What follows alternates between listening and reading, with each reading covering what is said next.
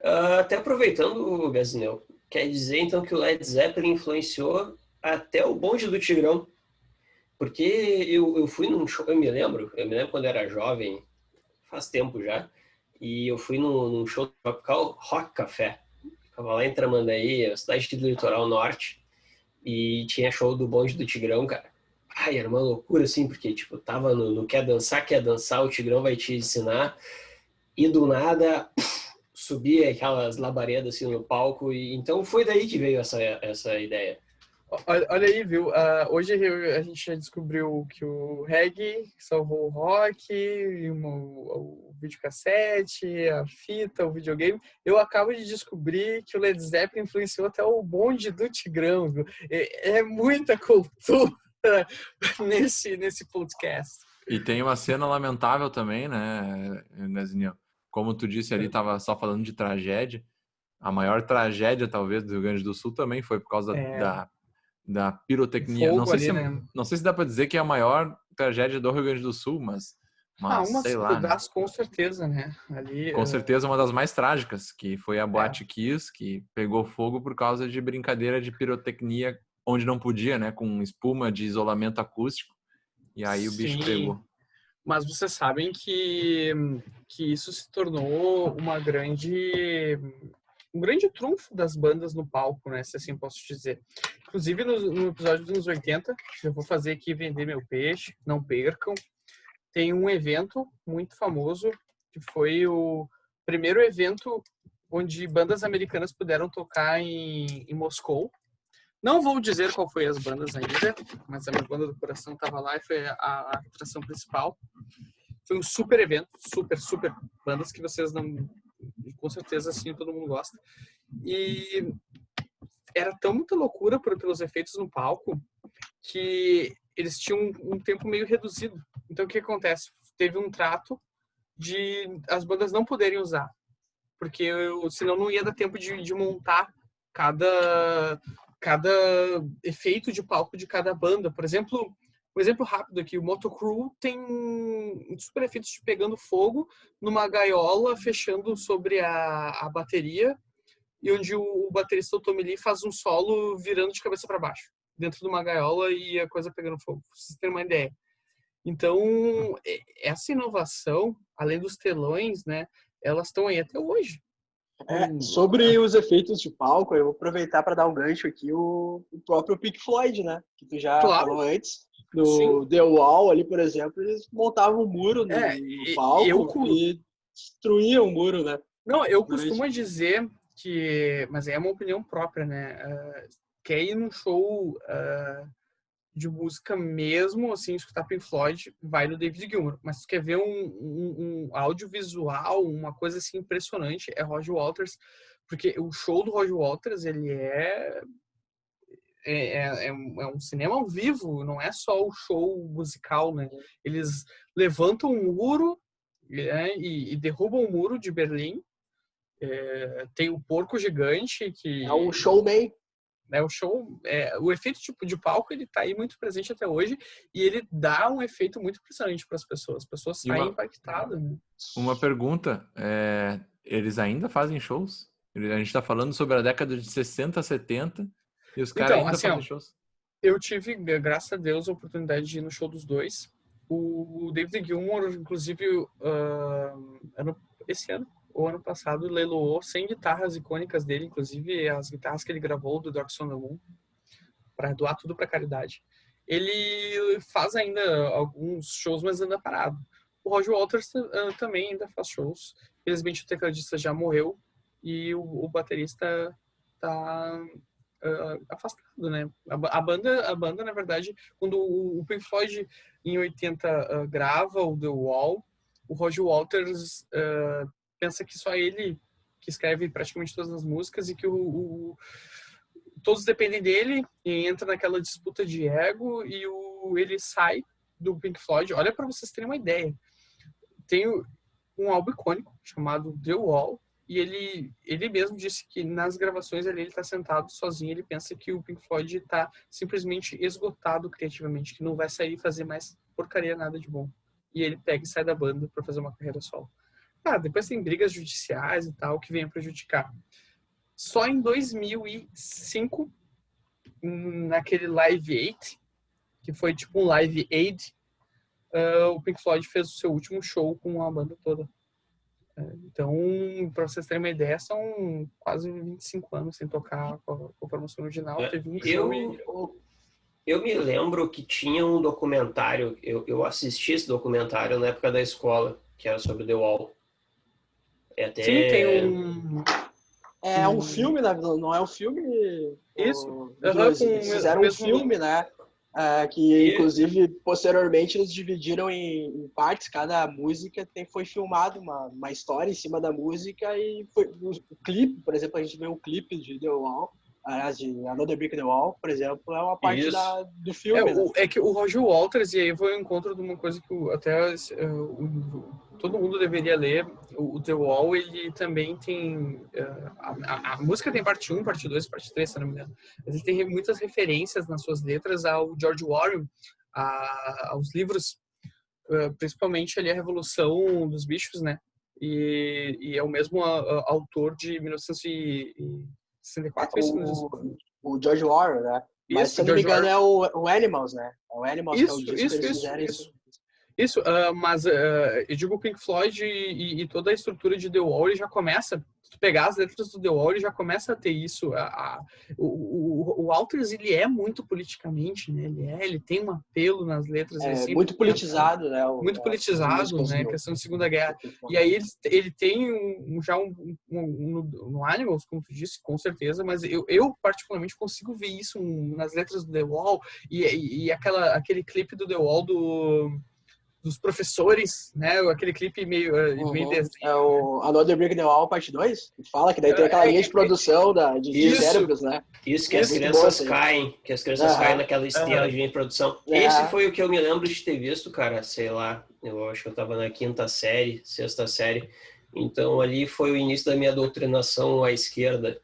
Pode ser a tua, Kaiser. Foi meu primeiro contato com Pink Floyd também, foi isso, assim, que eu percebi que era Pink Floyd, porque foi vendo esse clipe aí, eu olhei assim, meu Deus, que é isso aí? Eu não lembro pra quem que eu perguntei, acho que foi pro meu irmão. E aí ele falou que era Pink Floyd e tal, daí eu, caramba, que coisa maluca. E eu achava legal a música, eu adorava a música, mas eu não fazia ideia o que ela significava. Mas aí tá uma das razões do nosso podcast.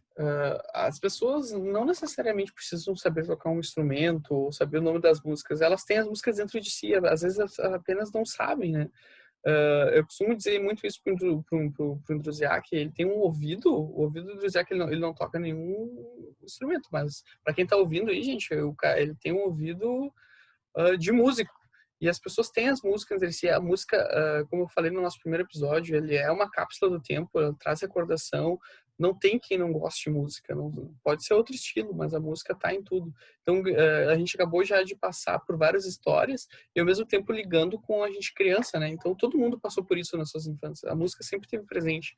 Às vezes não sabe o nome, não sabe a banda, né? Eu lembro dessa parte do Pink Floyd aí, que eu adorava a música, porque tinha um trecho dela que era aquela Hey, teacher! E o Xixa, o primeiro participante aqui do RomaCast comigo, com o Indruzi, eu achava que o cara falava Hey, Xixa! E aí eu achava o máximo, né? Que ele tava falando com o Xixa. E ele tava chamando o professor. Tem uma versão dessa música do Falcão que é muito engraçado. Fica já uma outra dica, o pessoal pesquisar no YouTube, aí a versão do Falcão ele fala assim, ei, Chica, deixa o gato em paz. Dona Chica. Dona Chica. A Dona Chica tirou o pau no gato, ele canta tirei o pau no gato em cima de... Mas, viu, gente, eu trouxe esse gancho da infância porque eu quero... Black Sabbath, né? Nunca ouvi, eu só ouvi falar do Ozzy e tudo mais. Mas vocês já se deram conta que é uma banda dos 1970, que assim como Led Zeppelin, ela vem a dar o surgimento de ramificações de outros estilos. Ela heavy metal, o Led Zeppelin dá aquele também do hard rock e tal. Mas com a geração de hoje vem a ter contato direto com aquela banda, porque na verdade quem não viu Iron Man, né, o Homem de Ferro, e aí aquela trilha sonora do AC/DC, mas o dan, dan, dan, dan, dan, é uma música do Black Sabbath. É o heavy metal. O Homem de Ferro ficou marcado com a música do Black Sabbath, né? Sim, e muita gente pensa, nunca escutei Black Sabbath. Heavy metal, que merda é essa, entendeu? Mas tá ali. Vai um encontro muitos e muitos e muitos anos depois, a geração de agora. Marvel, filme, cinema, música, né? Então a gente nem percebe. Inclusive, Christian, o que é heavy metal? Indo para a parte mais, talvez, rotular, né? Tem muito isso na música, criar rótulos, nomes para determinados estilos, né? Até voltando um pouquinho atrás, que tu comentaste antes sobre o rock progressivo. Que da onde foi rotulado o Pink Floyd, o Queen. Tem outra banda muito, muito importante, rock progressivo, é Yes, que também é dos anos 60. Sensacional. Comparando com o rock dos anos 60 ali, que era um pouco mais dançante, mais animadinho, depois teve a parte mais experimental ali perto do fim da década. O rock progressivo, ele começou nos anos 60, nos anos 60, e com uma ideia de elaborar um pouco mais, de trazer elementos, por exemplo, de música clássica, de algo mais técnico, talvez para o rock, que não tinha desde então, né? E com isso, por exemplo, as músicas começaram a ter exemplos de músicas de 10 minutos, 13 minutos, 15 minutos. Algumas músicas do Pink Floyd é isso aí, por exemplo, 15 minutos. Tipo Legião Urbana, assim, tipo... Faroeste Caboclo. Faroeste Caboclo. Eu me lembrei na hora. Mais ou menos isso.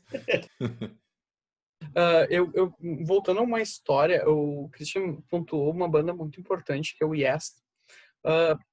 Talvez a maioria possa achar que não conhece e tal, mas o Yes, ele foi fazer um show no Canadá e ele foi o responsável, talvez o responsável pela criação do que para mim seja uma das maiores ou a maior banda de rock progressivo, que é o Rush.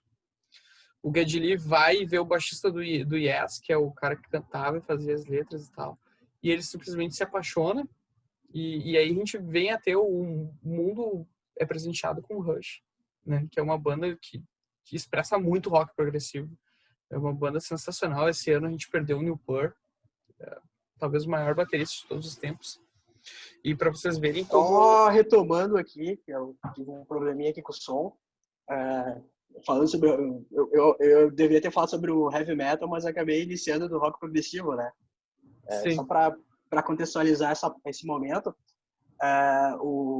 na verdade, o heavy metal surgiu junto com o hard rock. O hard rock é uma versão mais pesada do rock dos anos 60, aquele como eu já comentei, e trazendo riffs de guitarra mais pesado e a voz mais aguda. E o heavy metal, ele era tido inicialmente como um sinônimo disso, só que diferente do hard rock, ele forçava ainda mais, era uma música mais alta, assim, bem mais pesada, com temas às vezes sombrios, assim como o Black Sabbath, que tu comentaste.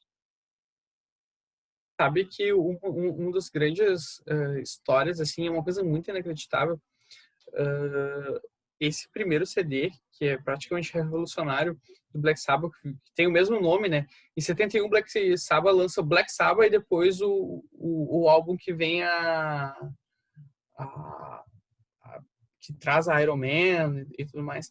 Mas foi o Paranoid, álbum... se não me engano. Paranoid, que vem a própria música Paranoid todo mundo já escutou, mas não sabe. Mas enfim, foi gravado o CD inteiro com uma guitarra só.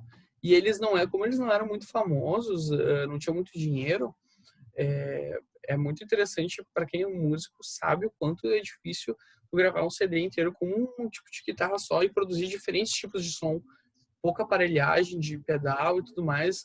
E foi uma SG, ali, uma guitarra, só que trouxe toda aquela sonzeira, né? Que nem tu falou, aquela guitarra mais pesada, né? Mais cru, mais gritante. E os caras vêm com pouca coisa e dão um álbum que até hoje é revolucionador, assim, da música. Sim. Só pra citar aí, acho que a primeiro heavy metal que a gente tem, assim, pelo menos na mídia, se fala muito, assim, que é aquela música Born to Be Wild, Born to Be Born to Be Wild, Wild. Uhum. Steppenwolf, se não me engano é o nome da banda, né? É uma banda que surgiu inicialmente com os anos 60, experimental, assim, e passou para um rock mais pesado. Ainda, aqui no Brasil, se fala, chama de hard rock, heavy metal, o pessoal chama de rock pauleira, né? Que eu brinco bastante com esse nome, né? Rock pauleira é um nome muito engraçado que serve para Bon Jovi até Iron Maiden, Black Sabbath. Sim, é rock pauleira, né? Tudo é rock pauleira, tu pega, às vezes o pessoal chama de rock pauleira qualquer coisa mais forte. Às vezes tem bandas de hard rock, tu falou do Bon Jovi, às vezes tu pega umas músicas mais antigas, mais, né, pesadas, esse rock pauleira aí não gosto.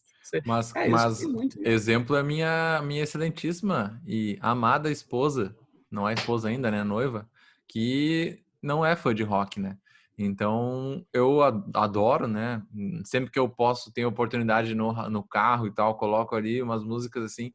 E aí, por mais leve que seja o rock, ela já considera rock pauleira. Já considera que isso aí essas gritarias aí. E outra atribuição do rock pauleira, né? Essa música satanista, né? Algo que começou talvez com o Black Sabbath. Black Sabbath nos anos 70 era tido como uma banda satanista, porque isso o morcego, né? O Paranoide. Esse é uma lenda urbana. Não, mas é que o do morcego, na verdade, essa história do morcego, ela vem a surgir com a carreira solo do Ozzy, assim, também mais forte, né? Mas eu queria pontuar, não tem nem como a gente falar num episódio só, o número de discos, os Bola Show, que teve de importância nos anos 70, é algo inimaginável. Acho que, se eu não me engano, em 74, 76 também tem o Night of the Opera do Queen, com Bohemian Rhapsody. Vocês não... Talvez agora com o filme o pessoal sabe mais e tudo mais, mas para a época, o pessoal, misturar rock com ópera e aquele... Galileia e aquele escrito, aquela coisa. Tanto que o produtor, o produtor responsável pelo sucesso do Dark Side of the Moon, que tanto a gente falou, se negou, né? Disse: não vai dar certo, essa porra não vai dar certo. Só uma pergunta: o Bohemian Rhapsody é dos anos 70? Sim, é desse álbum que eu tô falando, que é o Night of the Opera. O Indruzi tem uma história muito legal sobre esse filme. Eu tenho uma história sensacional sobre isso. Não, mas o Bohemian Rhapsody que eu falo a música, né? O filme é um homônimo, mas que história é essa aí? Não, cara, foi o seguinte... Belíssima história. Eu contei nos bastidores aqui, o Kaiser se mijava de rir. Mas assim, eu... solteiro, né? Convidei uma moça pra ir no cinema. E daí a gente foi, tipo, ela topou assim, vamos no cinema e tal. E eu falei, vamos no cinema, tá rolando o filme do Queen. O filme do Queen, tipo, vai ser legal, assim, a gente assistir ela, eu curto o Queen, então vamos. Daí, beleza. Aí cheguei no GNC, aqui em Porto Alegre, e daí cheguei no cinema e falei, olha só, eu não lembrava o nome do álbum, eu não lembrava o nome do filme, mas eu sabia que era o filme do Queen. Eu cheguei pra atendente, ele falei, me vê 2 ingressos pro filme do Queen. E ela, quê? Não, o filme do Queen, o musical aí e tal. E ela, eu não sei o nome. Daí eu, eu não lembro o nome do filme, cara. E daí, do nada me surgiu na mente, assim, eu falei, cara, é o Borussia Rhapsody. E ela, Borussia? Borussia? E daí... Cara, e agora... a sorte é que a menina que estava comigo, ela sabia, ela gostava do Queen, ela não era Bohemian Rhapsody, e eu, é esse aí que eu quero ver. Vocês veem que a elegância é tanto que ele não perde o gingado ali, né? A melhor parte da história é esse final, que a moça que teve que dar, não, mas ele não tá falando ali do Bohemian, é isso aí. A Borussia é o time lá da Alemanha. O Bohemian Rhapsody é 75, Night of the Opera, e revoluciona também, de novo, essa palavra, esse cara fala tanta revolução, de novo traz sons diferentes, misturas diferentes, e o mundo tá assim, ó, a gente vai ter que voltar, porque, de novo, eu vou ligar o Hollywood à música. 1972, em que pede, a gente já deu aqueles adedos de 75, não tem como a gente falar dos anos 70 sem trazer o Poderoso Chefão. Vocês sabem que os anos 70 a máfia estava dominando ali os Estados Unidos, né? E nós temos esse filme que, para mim, é fantástico, é uma das obras de arte, né? É um dos meus filmes favoritos. E ele vem também com aquele solinho, aquela trilha sonora ali, que mesmo quem não viu todo o filme, eu acho que tem aquele solinho às vezes na mente. A fotografia retrata o histórico daquele filme, a retratação de como era aquela Nova York, a máfia, a sua caracterização. E a música estava muito presente no cinema naquilo ali, porque aquilo ali vem com o gancho que a gente tinha falado, que da importância que os caras começaram a dar em trilha sonora e o Oscar começar a fazer uma categoria para melhor trilha sonora. Então, o Hollywood, música e essa videocassete, tudo estava virando mais comercial, né? Tudo mais comercial. Mais cedo, antes desse a gente estar aqui gravando, a gente comentou do boom comercial que foi o Kiss também, né, Christian? Sim, o Kiss é uma banda, inclusive, deu uma pincelada sobre heavy metal, né? Começou como hard rock, heavy metal, né? Sim. Entre esses dois mundos, né? E eu acho que é uma banda que foi influenciada, pelo menos na minha opinião, pelo New York Dolls, que é uma banda de Nova York, que acho que 71, se não me engano. Sim. Que é uma banda também que influenciou muito o movimento punk. A gente vai trazer no próximo episódio, né? E eles se vestiam de mulher. New York Dolls se vestia de mulher, nome bonecas de Nova York, né? Eles se vestiam de mulher e, digamos, é o começo do glam rock. Se eu não me engano, o Red Hot faz uma menção a eles no clipe da Dani California, né? É uma banda muito, influenciou muita, não é muito conhecida assim no Brasil, não veio muitos fãs de New York Dolls, mas é uma banda que influenciou muitos artistas, muitas bandas de rock futuramente. Como o Kiss, na minha opinião, que se vestiam com aquela maquiagem e tudo. Outro, talvez, grande influenciador desse movimento foi o David Bowie, que a gente também eu ia pontuar isso, ainda, né? Não nos critiquem ao ouvir esse episódio. Melhor. É que o David Bowie é um cara muito complexo, ele tem muitas não podemos relatar ele só simplesmente aqui, né? Que nem eu tomei um puxão de orelha, em que pese eu vi muitos elogios ao nosso primeiro episódio, eu tomei um puxão de orelha, viu, gurizada? Como assim, cadê o Johnny Cash? Johnny Cash.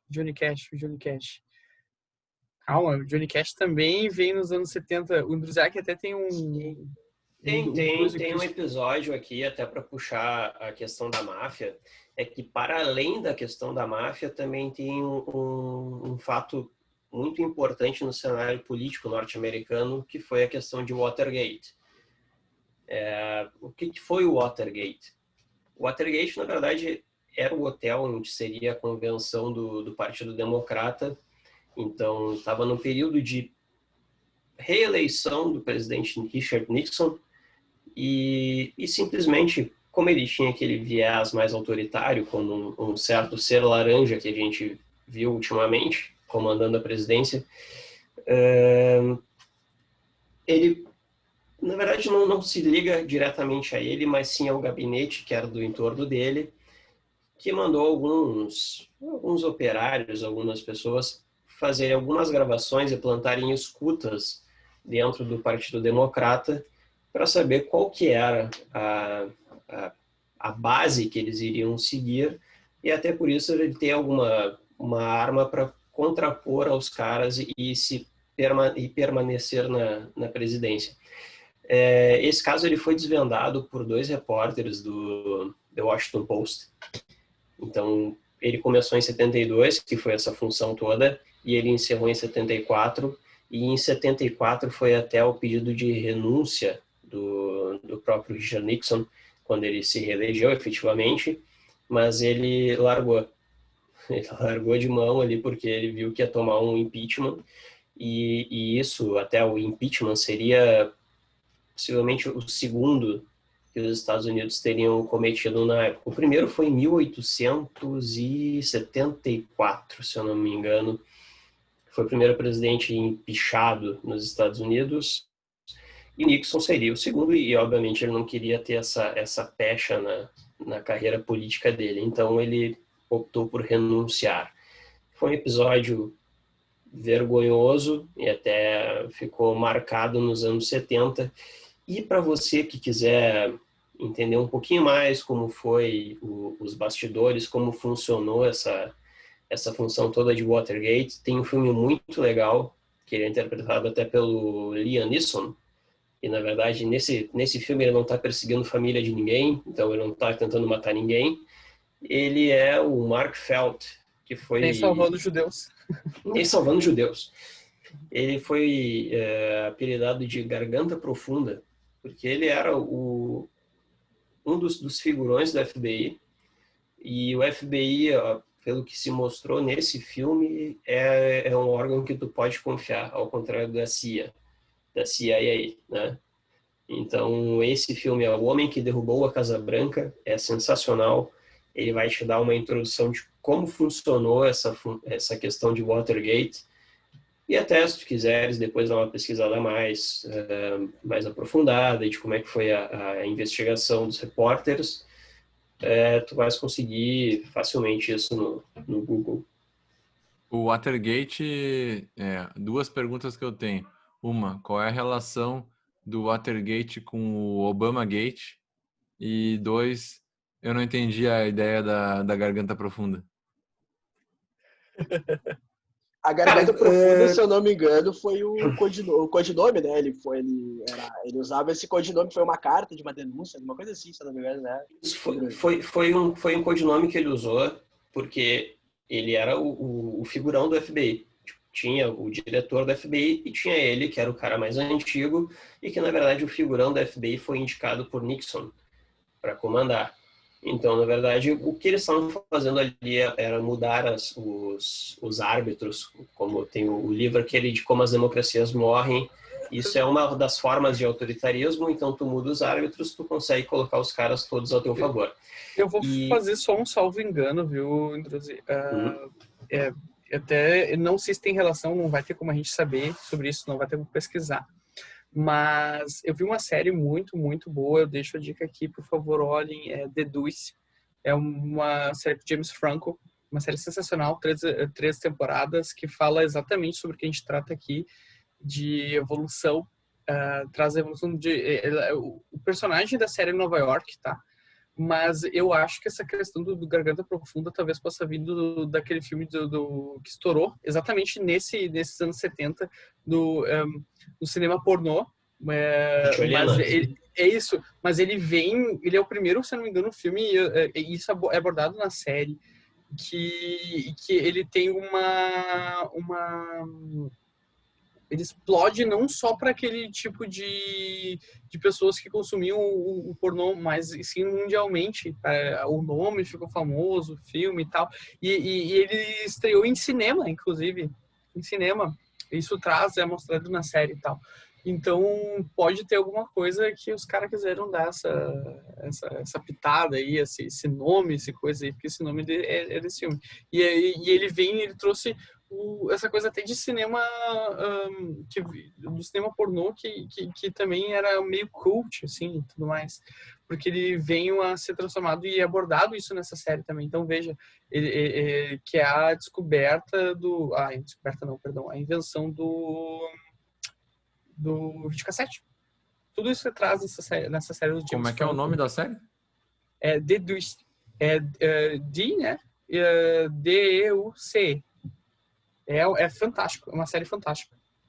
É 3 temporadas, ela não se perde, são algumas histórias reais, inclusive, e ela vale muito a pena. Só para aproveitar, já que tu falou em série, Druzi, e a gente tá falando sobre o Johnny Cash, né? Só fazer o link na relação do Johnny Cash com o Nixon, né? Que tem uma série da Netflix que aborda muito bem, que é Remastered, a série. É uma série documental, na realidade. São alguns episódios que falam sobre alguns determinados artistas.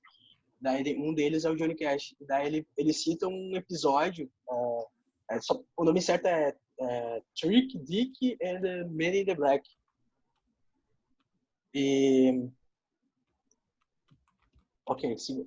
Mas não?